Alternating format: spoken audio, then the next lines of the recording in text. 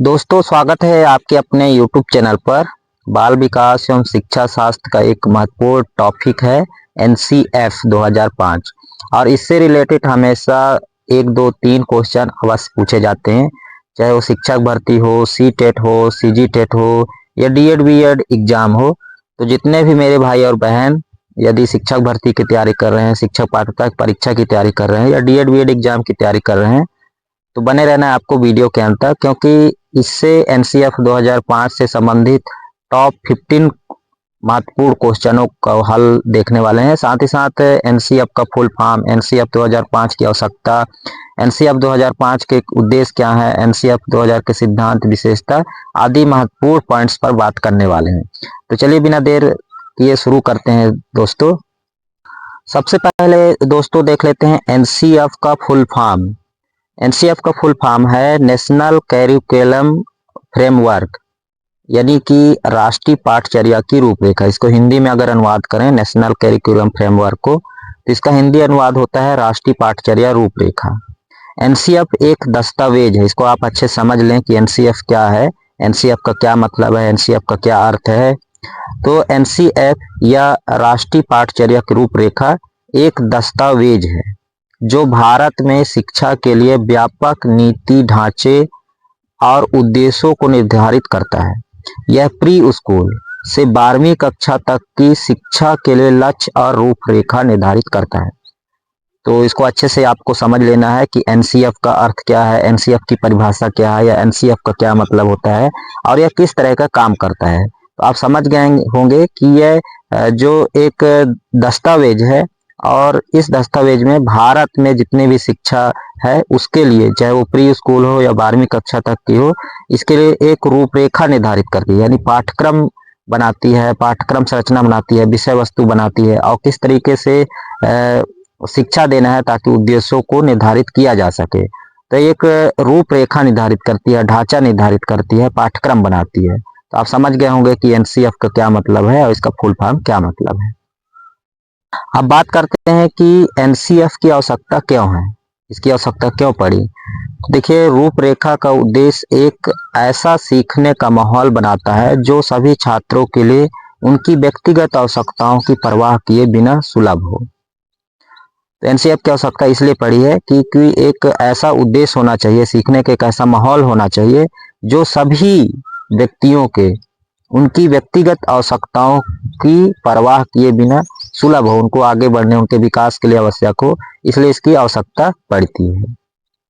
अब बात करते हैं NCF का उद्देश्य क्या है। अक्सर ये प्रश्न पूछे जाते हैं और हमेशा आपको याद रखना है कि NCF का एक मुख्य उद्देश्य है मौजूदा पाठ्यक्रम में पर्याप्त परिवर्तन करना है, जिसमें पार करने के लिए विभिन्न बाधाएं हैं। प्राथमिक शैक्षणिक संरचना के सभी स्तरों में आवश्यक परिवर्तन करना है। कहना चाहिए तो NCF सभी को 14 वर्ष की आयु तक शिक्षा प्रदान करता है, साथ ही साथ शिक्षा को तनाव मुक्त होना चाहिए ये निर्धारित करता है। मतलब इसका मुख्य उद्देश्य है कि सभी को शिक्षा मिले और शिक्षा एकदम से तनाव मुक्त होना चाहिए, इसका मुख्य उद्देश्य जो है। तो प्राथमिक शैक्षणिक संरचना में सभी स्तरों में आवश्यक परिवर्तन करना है समय समय पर और शिक्षा को तनाव मुक्त बनाना है। अब बात करते हैं दोस्तों राष्ट्रीय पाठचर्या या NCF 2005 की प्रमुख विशेषता क्या है। तो आपको याद रखना है कि स्कूल और कक्षा के वातावरण में सुधार, सीखने और ज्ञान प्रक्रिया में सुधार, परिप्रेक्ष्य सुधार, पाठ्यक्रम और मूल्यांकन में सुधार, प्रणालीगत सुधार। तो इसको आपको याद रखना है, जो कि महत्वपूर्ण विशेषता है। और अक्सर ये प्रश्न पूछा जाता है कि राष्ट्रीय पाठचर्या की रूपरेखा इनमें से कौन नहीं है, इनमें से कौन है, इस तरीके से प्रश्न पूछे जाते हैं। तो आपको याद रखना है कि राष्ट्रीय पाठचर्या या NCF 2005 की प्रमुख विशेषता है स्कूल और कक्षा के वातावरण में सुधार, सीखने और ज्ञान प्रक्रिया में सुधार, परिप्रेक्ष्य में सुधार, पाठ्यक्रम और मूल्यांकन में सुधार और प्रणालीगत सुधार। हालांकि जिस प्रकार से NCF 2005 की जो विशेषताएं हैं उससे कुछ समस्याएं भी हैं, जैसे कि अंक और ग्रेड प्रणाली पर अधिक जोर दिया जाता है, शिक्षकों पर भारी बोझ, छात्रों को रटने पर आधारित शिक्षण दृष्टिकोण हो जाता है, छात्रों को समझ में नहीं आता कि वे क्या सीख रहे हैं, संस्थानों में पर्यवेक्षी कर्मचारियों की कमी भी राष्ट्रीय पाठचर्या रूपरेखा के सही उद्देश्यों को पूरा करने में कहीं ना कहीं समस्या उत्पन्न होती है। और जो सबसे महत्वपूर्ण चीज है या महत्वपूर्ण बिंदु है एनसीएफ 2005 के सिद्धांत, और इससे रिलेटेड अक्सर प्रश्न पूछे जाते हैं कि एनसीएफ 2005 के, जैसे कि मान लीजिए इन 4 उद्देश्यों को दे देगा और एक उद्देश्य एक सिद्धांत को नहीं बताएगा और बोलेगा कि इनमें से कौन सा नहीं है। इस तरीके से है, नहीं है, क्या है, इस तरीके के बहुत सारे प्रश्न सिद्धांत संबंधित आते हैं।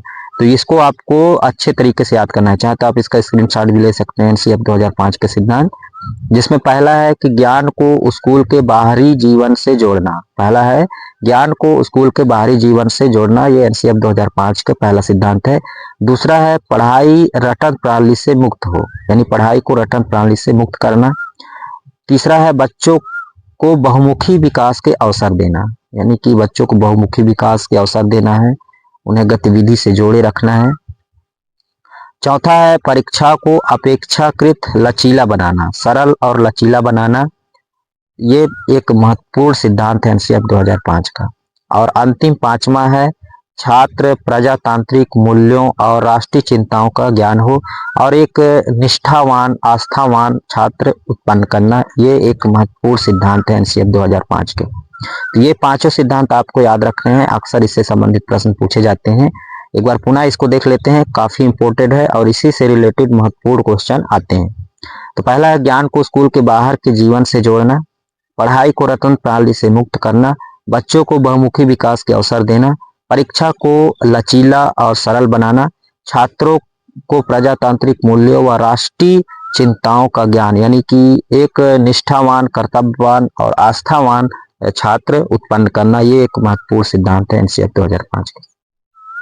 दोस्तों अब हम देखेंगे एनसीएफ 2005 के कुछ महत्वपूर्ण प्रश्न जो अक्सर पूछे जाते हैं। तो पहला प्रश्न है राष्ट्रीय संचालन समिति के अध्यक्ष कौन थे, यानी कि एनसीएफ 2005 का जब संचालन हुआ तो उसके अध्यक्ष कौन थे। तो इसका सही जवाब है प्रोफेसर यशपाल। तो प्रोफेसर यशपाल राष्ट्रीय संचालन समिति के अध्यक्ष थे, आपको याद रखना है। अगला प्रश्न देखते हैं, एनसीएफ 2005 के अनुसार एक शिक्षक की भूमिका किस प्रकार से होनी चाहिए। इस तरीके का प्रश्न पूछा जाता है कि एनसीएफ 2005 के अनुसार एक शिक्षक की भूमिका कैसी होनी चाहिए। तो आपको बताना है कि सुविधादाता होना चाहिए। कैसी होनी चाहिए, सुविधादाता, आपको याद रखना चाहिए कि एनसीएफ 2005 के अनुसार एक शिक्षक की भूमिका सुविधादाता के रूप में होनी चाहिए।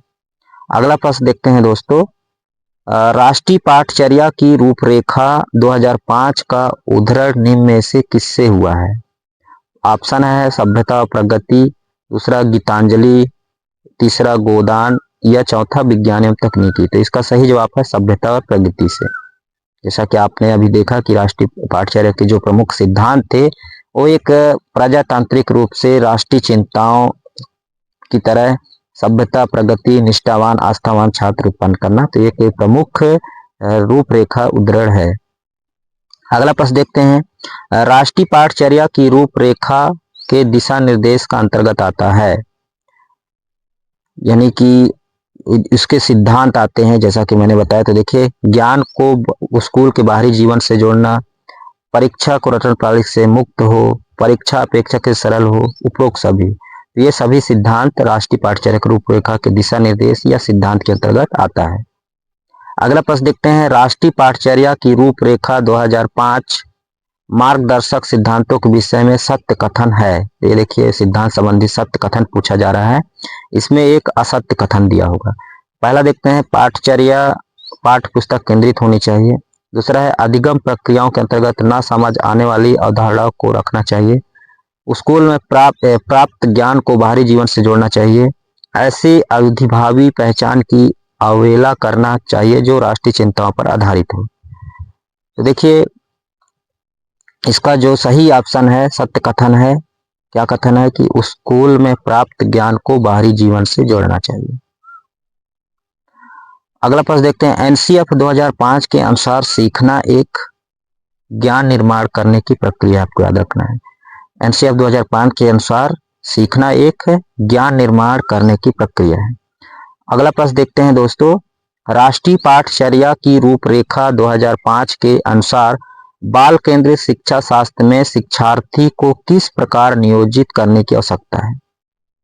इसका सही जवाब है अभिरुचियों के अनुरूप, उसकी अभिरुचियों के अनुसार, उसकी रुचियों के अनुसार बच्चे को शिक्षा शास्त्र में केंद्रित करना है या नियोजित करना है। अगला प्रश्न देखते हैं, राष्ट्रीय पाठचर्या की रूपरेखा 2005 के अनुसार कक्षा में शिक्षक की भूमिका होनी चाहिए। तो कैसी होनी चाहिए? यहाँ पर ऑप्शन है, एक आदेशक रूप में, एक उत्प्रेरक के रूप में, एक नेता के रूप में, या उपरोक्त में से कोई नहीं। तो इसका सही जवाब है एक उत्प्रेरक के रूप में, ऑप्शन नंबर बी। अगला प्रश्न देखते हैं दोस्तों, राष्ट्रीय पाठचर्या की रूपरेखा 2005 के अनुसार सत्य नहीं है। देखिए अक्सर इस तरीके से प्रश्न पूछा जाता है। सभी बच्चों को सीखने की क्षमता होती है, बच्चे स्वभाव सीखने हेतु प्रेरित रहते हैं, सभी बच्चे में व्यक्तिगत स्तर पर एक ही तरह सीखते हैं, स्कूल के भीतर बाहर दोनों जगह सीखने की प्रक्रिया चलती रहती है। तो राष्ट्रीय पाठचर्या रूपरेखा 2005 सत्य नहीं है। तो क्या सत्य नहीं है? ऑप्शन नंबर सी, सभी बच्चे व्यक्तिगत स्तर पर एक ही स्तर से सीखते हैं। बहुत ही गलत है, क्योंकि प्रत्येक बच्चा एक जैसे नहीं होते, सभी बच्चे में अलग अलग क्षमताएं, अलग अलग कौशल, अलग अलग विशेषताएं होती हैं। अगला प्रश्न देखते हैं, एनसीएफ 2005 के अनुसार भाषाई अल्पसंख्यक वाले वर्गों के बच्चों को शिक्षा किस भाषा में दी जानी चाहिए? ऑप्शन है उनकी मातृभाषा में, दूसरा अंग्रेजी भाषा में, तीसरा हिंदी में, या उपरोक्त सभी में। तो उनकी मातृभाषा में भाषाई अल्पसंख्यक वाले वर्गों के बच्चों को शिक्षा देनी चाहिए। अगला प्रश्न देखते हैं, राष्ट्रीय पाठचर्या की रूपरेखा 2005 के अनुसार बच्चों के आकलन का तरीका है।